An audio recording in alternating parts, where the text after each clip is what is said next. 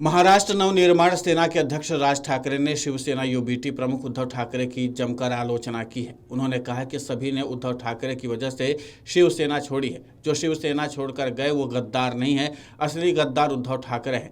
महाराष्ट्र में आज की राजनीतिक स्थिति के लिए उद्धव ठाकरे ही जिम्मेदार हैं। हालांकि अपने इस बयान से पहले राज ठाकरे अलग अलग चुनावी सभाओं में कई बातों का खुलासा कर चुके हैं। दरअसल राज ठाकरे ने कहा कि जब उद्धव ठाकरे बीमार पड़े थे तो मैं पहली बार कार लेकर के वहां गया था।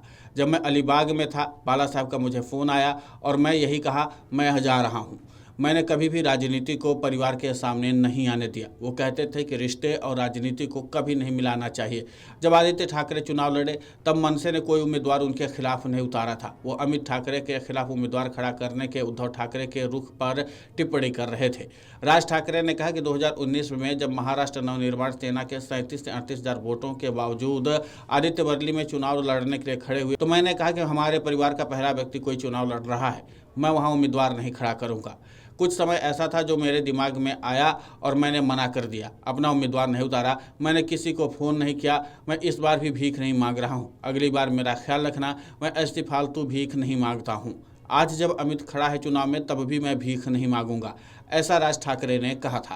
राज ठाकरे की बेटी उर्वशी का नवंबर 2014 में एक्सीडेंट हो गया था। तब वो 19 साल की थी। महालक्ष्मी क्षेत्र में बाइक चलाते वक्त एक सड़क दुर्घटना में उनका पैर फ्रैक्चर हो गया। उस वक्त उद्धव ठाकरे ने अस्पताल जाकर के अपने भतीजी से मुलाकात की थी और उनके सेहत के बारे में जानकारी ली थी।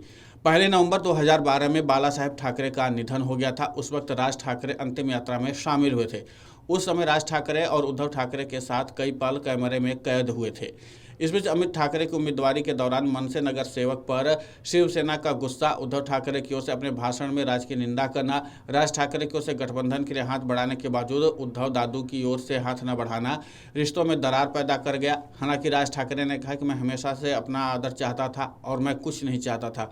मुझे केवल और केवल अपमान मिला। शिवसेना छोड़ने से पहले मैं बाला साहेब ठाकरे से मिलना चाहता था। मैं बहुत भावुक था और दुखी था। मैं चाहता था कि आखिरी बार अपने मन की बात बाला साहेब ठाकरे से कह सकूं, लेकिन ऐसा नहीं हो पाया। आज भी मुझे वो दिन याद आता है तो मेरी आंखें भर आती हैं। उस दिन मैं रो रहा था जब मैं शिवसेना छोड़ने का ऐलान किया था तो सभी लोग चौंक गए थे, लेकिन मेरे लिए इसके अलावा कोई और जरिया नहीं बचा था। राज ठाकरे शिवसेना छोड़ने की कगार पर थे तब उन्होंने उद्धव ठाकरे से बाला साहेब ठाकरे से मिलने की इजाज़त मांगी थी, लेकिन जानकारी के मुताबिक उद्धव ठाकरे ने उन्हें बाला साहेब से मिलने नहीं दिया। यह कदम राजनीतिक था या व्यक्तिगत, इसे लेकर कई तरह की अटकलें हैं। क्या उद्धव ठाकरे को डर था कि राज बाला साहेब के साथ मिलकर शिवसेना में बदलाव की बात करेंगे, या फिर कोई और आंतरिक पारिवारिक विवाद था जो राज ठाकरे को शिवसेना छोड़ने पर मजबूर कर रहा था? राज ठाकरे ने शिवसेना छोड़ने के बाद महाराष्ट्र नवनिर्माण सेना की स्थापना की। उनके नेतृत्व में पार्टी ने कुछ समय तक राज्य की राजनीति में अहम भूमिका निभाई, लेकिन धीरे धीरे इसका प्रभाव कम होता गया। राज ठाकरे ने शिवसेना छोड़ने के बाद महाराष्ट्र नवनिर्माण सेना की स्थापना की थी। उनके नेतृत्व में पार्टी ने काफ़ी हद तक अपनी महाराष्ट्र में पकड़ मजबूत बनाई थी। हालांकि आज भी राज ठाकरे महाराष्ट्र की राजनीति में एक अहम चेहरा और उनके फैसले हमेशा से लोगों के बीच में चर्चा का विषय बने रहते हैं। राज ठाकरे के शिवसेना छोड़ने के समय छुपी राज और उनकी भावनाओं ने यह साबित कर दिया कि राजनीति सिर्फ सत्ता की लड़ाई नहीं है, बल्कि ये निजी रिश्तों और झगड़ों का मैदान भी है। राज ठाकरे के शिवसेना छोड़ने के फैसले और उनके आंसुओं से पता चलता है कि यह फैसला उनके लिए निजी तौर पर काफ़ी मुश्किल था। वैसे तो राजनीति में बदलाव और मतभेद होते रहते, लेकिन राज ठाकरे के इस कदम से साफ हो गया कि कई बार पारिवारिक रिश्ते भी सत्ता से ऊपर हो जाते हैं।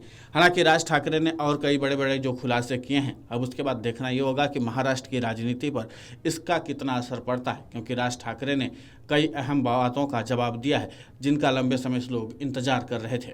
Video desk amarujala.com। अगर आप ये वीडियो YouTube पर देख रहे हैं तो हमारे चैनल को सब्सक्राइब कर बेल आइकन दबाएं, और Facebook पर देख रहे हैं तो हमारे पेज को लाइक करें। 8 मिलियन प्लस सब्सक्राइबर, आपके इस भरोसे के लिए बहुत धन्यवाद।